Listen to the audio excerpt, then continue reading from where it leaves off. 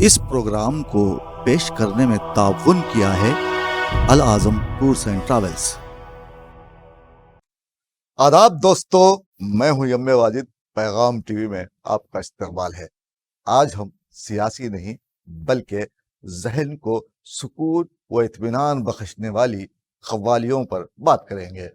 Film and art journalist association की जानिब से इतवार के दिन सूफी सुरूर नाइट नवाजिश का रविंद्र भारती में इनेकाद अमल में आया, जिसमें होम मिनिस्टर महमूद अली ने शिरकत की। भोपाल से ताल्लुक़ रखने वाले फनकारों ने इस महफिल में चार चांद लगाते हुए अपने फन का बेहतरीन मुजाहिरा किया। शुरुआत गज़लों से की गई और दूसरे मरहले में क़व्वालियों के जरिए समा बांधा गया। दरअसल सूफिया समेत बुजुर्गान दीन ज़िक्र अस्कार की महफिल को महफिल समा कहा करते थे, लेकिन जब हज़रत अमीर खुसरो ने इसमें मुख्तलिफ साज़ो आलात का इजाफा किया, जैसे तबला, दफ, सितार, ढोलक, तो इसको महफिल क़व्वाली कहा जाने लगा। इस प्रोग्राम में अवाम की तादाद देखने के बाद यही कहा जा सकता है कि हैदराबाद में क़व्वाली सुनने के ख्वाहिशमंद बड़ी तादाद में मौजूद हैं।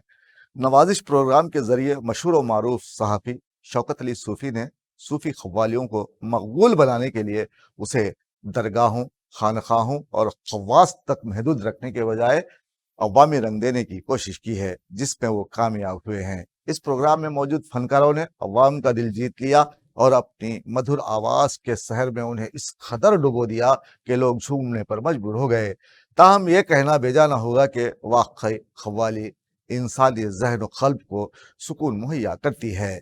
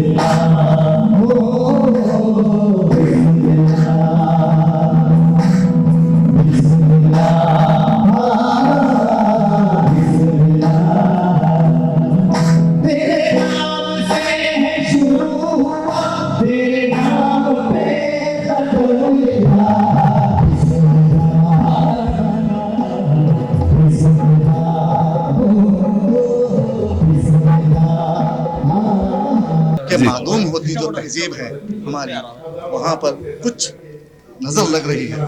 इस बारे में रोशनी डालिए। और ये जो प्रोग्राम्स हैं जो मालूम हो रहे हैं अब इस वक्त, ऐसे प्रोग्राम्स को अब किस तरह उरूज की जानिब ले जाने वाले हैं?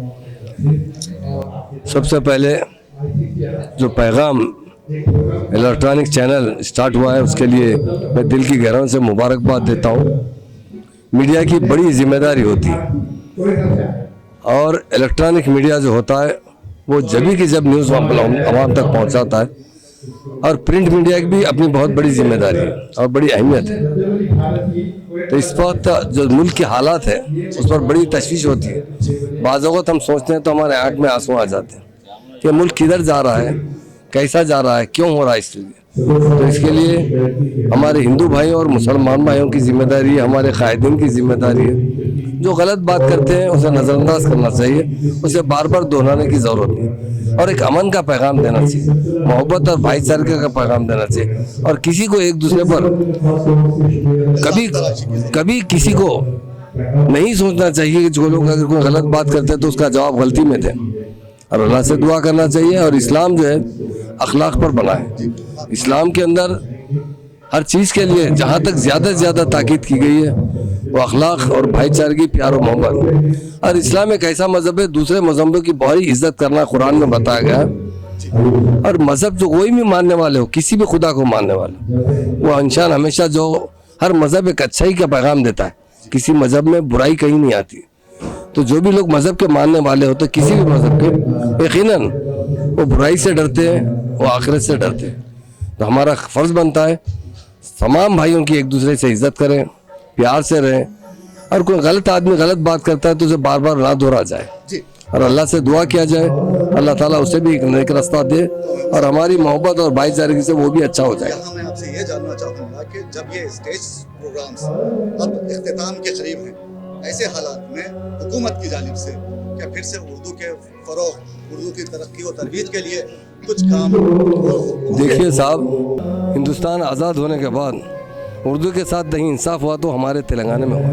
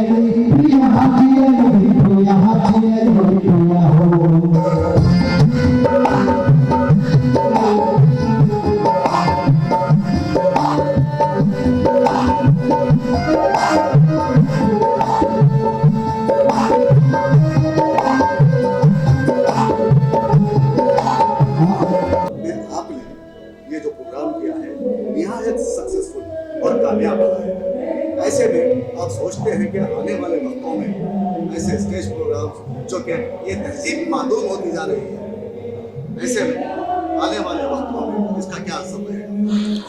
واجد صاحب، آپ کو سن کر خوشی ہوگی، یہ پروگرام آج کا نہیں ہے، پچھلے 40 سال سے ہم اس طرح کے پروگرام کر رہے ہیں اور ماشاءاللہ سے ہر بار ہمیں اتنا ہی اچھا رسپانس ملا ہے. اور جہاں تک آپ نے یہ سوال کیا کہ صوفیہ اکرام کی جو تعلیمات ہے اس کو خطرہ ہے، یہ ناممکن ہے. جب تک یہ دنیا رہے گی ان کی تعلیمات رہیں گی، ان کا عمل رہے گا. اور جہاں تک ہندوستان کا سوال ہے، مجھے کوئی یہ کہتے ہوئے کچھ جھجک نہیں ہوتی کہ اسلام آج اگر ہندوستان میں ہے تو ان اولیاء اکرام کی وجہ سے ہے. خاص طور پر حضرت خواجہ غریب نواز، حضرت نظام الدین اولیاء، ان لوگوں نے جو پیام دیا، ان لوگوں نے جو اپنا کردار اس زمانے کے لوگوں کو بتایا، لوگ ان کے کردار کو اور ان کے عمل کو دیکھ کر جوش کے ساتھ مذہب تبدیل کرنے لگے. چنانچہ رمضان کا مہینہ تھا، حضرت نظام الدین اولیاء روزے سے تھے تو ایک غیر مسلم تاجر ان کے پاس آیا اور بولا، سلطان جی آپ کی کیا کہوں دعاؤں کی وجہ سے میرا کاروبار بہت آگے بڑھ گیا ہے اور میں اس مسرت میں، اس خوشی میں آپ کو شامل کرنا چاہتا ہوں، تو میری گزارش یہ ہے کہ آپ میرے ہاتھ سے مٹھائی کھائیں. تو حضرت نظام الدین اولیاء نے وہ مٹھائی کھا لی. تو آپ کے جو مریدین وہاں موجود تھے انہوں نے کہا، سلطان جی آپ تو روزے سے تھے، آپ نے مٹھائی کھا لی. تو نظام الدین اولیاء نے فرمایا کہ دیکھو، روزہ تو پھر بھی قضا کیا جا سکتا ہے، لیکن اس شخص کا اگر دل ٹوٹ جائے تو اس کو جوڑنا مشکل ہے. تو میرا کہنا یہ ہے کہ ان لوگوں نے جو عمل کیا، ان لوگوں نے جو کردار لوگوں کو بتایا، وہ اتنا عظیم تھا کہ لوگ جو ہے ان کے کردار سے متاثر ہوئے. اسلام جو پھیلا تقریروں سے نہیں پھیلا، اسلام جو ہے کردار سے پھیلا. اولیاء اللہ نے جو اپنا کردار اور اپنا عمل جو سماج کے سامنے پیش کیا، وہ لوگوں کو متاثر کیا. لوگ قریب آتے گئے اور جو اتحاد اور اتفاق جو آپ دیکھ رہے ہیں آج، یہ اتفاق کبھی ختم نہیں ہوگا.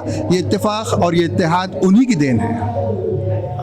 آپ نے جی شیخ صاحب، آپ ہمارے ساتھ پیغام ٹی وی کے لیے کچھ ایسا میسج دیجیے جو لوگوں کے دل کو لگے.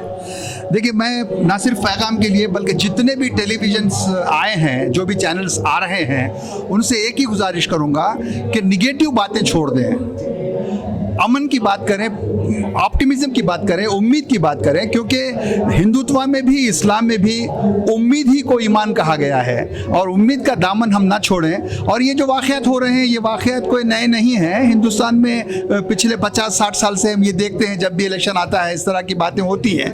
لیکن سچائی یہ ہے کہ ہم ہاتھ سے ہندو، ماں سے مسلمان، ہم کو کوئی الگ نہیں کر سکتا.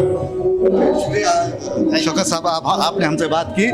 شوکت صاحب کہہ رہے تھے کہ ہندوستانی تہذیب میں کوئی کسی کو ایک دوسرے سے جدا نہیں کر سکتا، وہ چاہے ہندو ہو یا مسلمان. میں پیغام ٹی وی کے لیے یم واجد.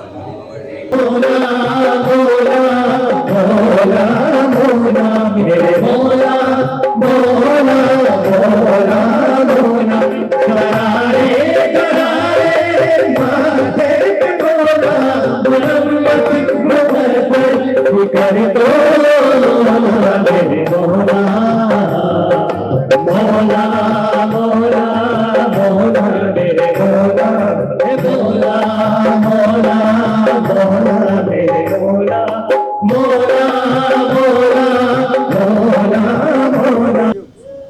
हिंदुस्तान के मशहूर व मारूफ सहाफ़ी और जर्नलिस्ट हमारे साथ हैं शौकत अली सूफ़ी साहब। उनसे हम बात करेंगे आज के इस प्रोग्राम के ताल्लुक़ से जिसे नवाजिश का नाम दिया गया है, जो एक तहज़ीबी प्रोग्राम है और जिसमें गज़लें और ख़वालियों का अहतमाम किया गया।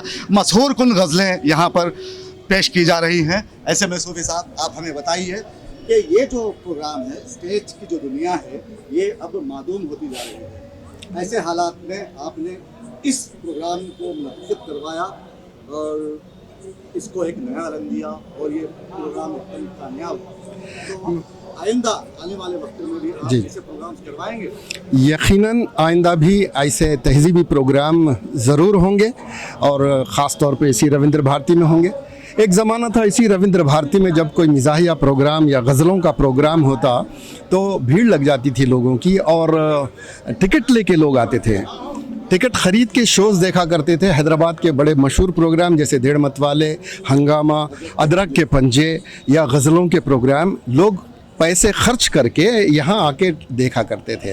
अब हालांकि फ्री हो गया है, कोई भी टिकट का प्रोग्राम होता नहीं है, फिर भी लोग अपने अपने तौर पे आराम से आने लगे हैं, बल्कि नहीं आने लगे हैं। हालांकि उन्हीं के लिए एंटरटेनमेंट प्रोग्राम है।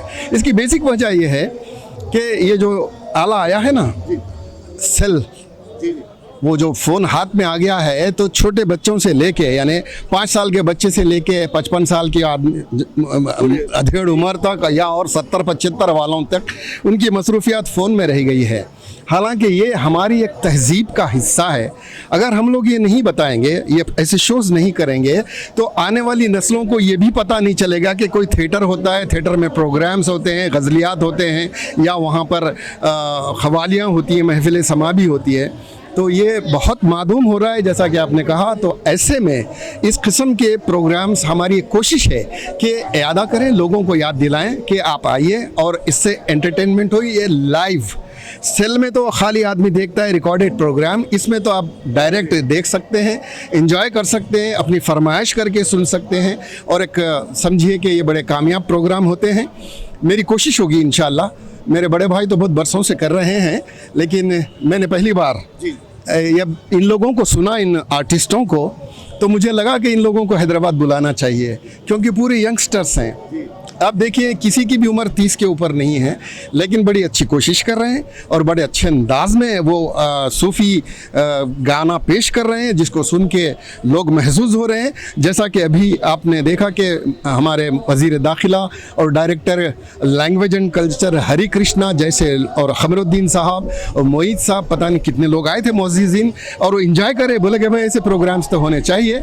और उन्होंने ये भी यकीन दिलाया कि गवर्नमेंट ऑफ तेलंगाना उर्दू के प्रोग्राम्स के लिए यकीनी तौर पर मदद करेगी और हिम्मत अफजाई करेगी। तो ये न सिर्फ मेरे लिए बल्कि आर्टिस्टों के लिए भी हिम्मत अफजा बात है। इंशाल्लाह कोशिश करेंगे कि ऐसे प्रोग्राम बार बार करें और आपको ज़हमत दें। बहुत बहुत शुक्रिया शौकत अली सूफ़ी। आप सुन रहे थे शौकत अली सूफ़ी साहब को, जो बता रहे थे कि आने वाले दिनों में भी इसी तरह के मुतअद्दिद प्रोग्रामों को ये दिखाएंगे। इस महफिल में सीनियर सहाफ़ी, retired director of Doordarshan doctor Shujaat Ali, पैगाम टीवी के chairman Mohammad Siraj Khan, incharge Mohammad Ahmed, camera person Mohammad Farooq, composer Mohammad Imtiaz ने शिरकत की। ताहम आज ज़रूरत इस बात की है कि सरकारी तौर पर इस फ़न की सरपरस्ती की जानी चाहिए, क्योंकि ये हमारी तहज़ीब से जुड़ा हुआ फ़न है और ये हमारी ज़िम्मेदारी है कि अपने कल्चर की हम खुद हिफाजत करें। जावेद नसीम ने आखिर में मेहमानों का शुक्रिया अदा किया। इस तरह नवाजिश सूफ़ी सुरूर नाइट का इख्तिताम अमल में आया और शौकत अली सूफ़ी साहब की इस काविश को सभी ने सराहा है।